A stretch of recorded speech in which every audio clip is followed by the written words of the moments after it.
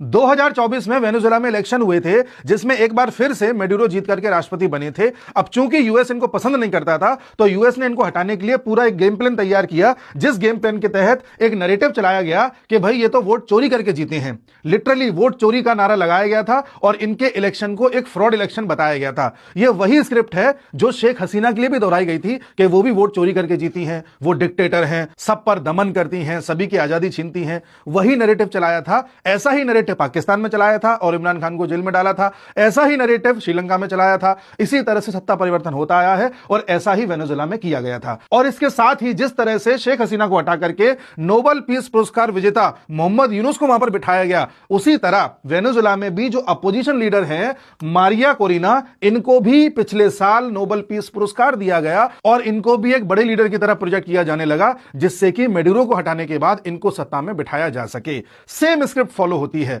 और ऐसी ही स्क्रिप्ट भारत में भी दोहराई जाती है। भारत में भी वोट चोरी वोट चोरी वोट चोरी चलाया जा रहा है। याद कीजिए, जब से नेपाल में जेनजी प्रोटेस्ट हुआ है, उसके बाद से ही राहुल गांधी जेनजी करने लगे हैं। भारत में भी मोदी जी को डिक्टेटर बताया जाता है। सेम वही पैटर्न फॉलो होता है, लेकिन ब्रेन वॉश लोग समझ नहीं पाते हैं कि ये किस तरह से अंतरराष्ट्रीय ताकतें हमारे देश को अस्थिर करने का प्रयास कर रही हैं। उसी तरह से अगर बात करी जाए कि भाई वेनेजुएला के ऊपर इतना कुछ हो गया, वेनेजुएला तो रशिया का एलाई था, रशिया इसको बचाने क्यों नहीं आया? क्योंकि रशिया और यूएस की डील पहले ही हो चुकी है। रशिया ने कहीं ना कहीं यूएस से कह रखा है कि यूएस तुमको वेनेजुएला चाहिए, वहां के ऑयल रिजर्व चाहिए, आप ले लो, हम वहां पर इंटरफेयर नहीं करेंगे।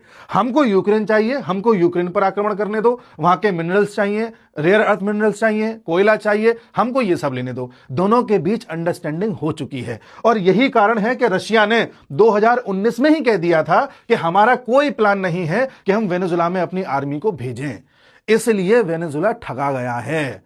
रशिया को पता था कि आने वाले समय में हमको यूक्रेन पर आक्रमण करना है और एक टाइम ऐसा आएगा कि अमेरिका से डील करनी होगी, तो पहले ही पूरी बिसात बिछा करके रखो। और यही कारण है कि दोनों की सेटिंग के बावजूद ही हम देख रहे हैं कि ट्रंप इस समय रशिया और यूक्रेन के मामले में रशिया के साथ खड़े हुए दिखाई देते हैं, क्योंकि ट्रंप का लालच वेनेजुएला है। और विद द टाइम हम यह भी देख चुके हैं कि किस तरह से रशिया को यूक्रेन में फायदा हुआ है। रशिया यूक्रेन के लगभग 70% कोल रिजर्व्स पर कब्जा कर चुका है, 40% मेटल रिजर्व्स पर कब्जा कर चुका है और 40 से 50% तक रेयर अर्थ मिनरल्स पर भी कब्जा कर चुका है।